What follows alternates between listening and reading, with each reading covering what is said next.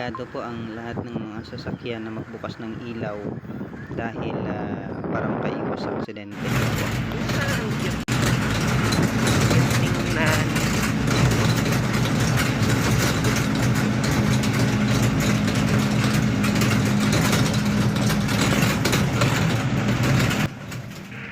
That's why we would like to encourage each and everyone to please come and visit Baguio, Philippines. Just have fun and enjoy. Thank you.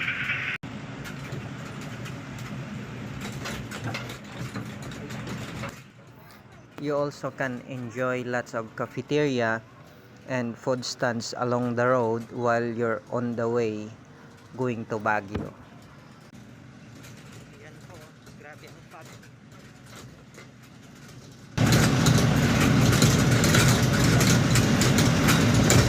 Going to Baguio. What?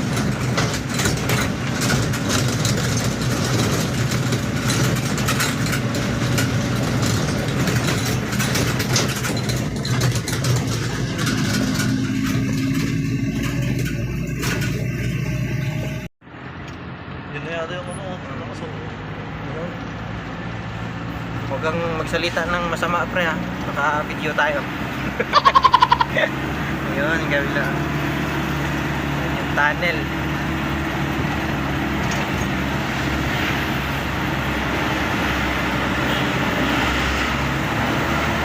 Sa wakas, nakarating ng Baguio.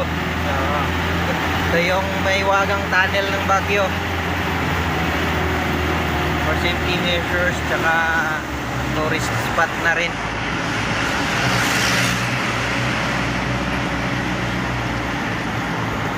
Here we are today. Anong petsa ngayon? 13. July 13. Favorite date ko pala to eh. Yun lang, hindi napindot. Hindi nag-record. May tawag ka, pre? Sagutin mo muna. Nakaon pala yung date ako. Hindi ko natabay. Ito yung tulay. Ito yung upper part niya. Papasok ko. Sabi ko, huwag kang magsalita ng ano eh. Problema! Naka-video nga ako eh. Here we stand today. Yun.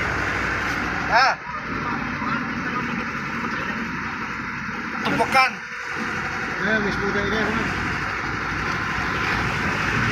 Yan. Miss Buda. Tayo dia bagan.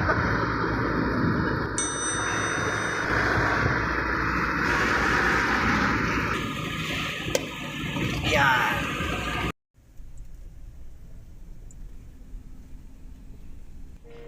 Saktong pagpasok namin ng tunnel ay nakabuntot kami sa isang ambulance, kaya dandahan kami at nag-iingat po. Ngayon, ang tunnel na ito ay ginawa in order to protect everyone or every passersby against landslide, kasi prone po sa landslide ang area na ito. And then